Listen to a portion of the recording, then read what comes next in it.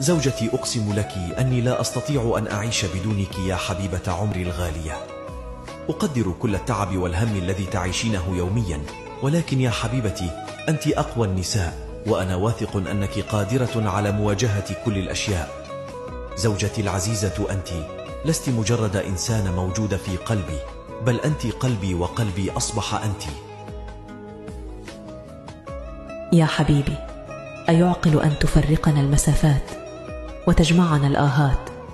يا من ملكت قلبي ومهجتي، يا من عشقتك وملكت دنيتي.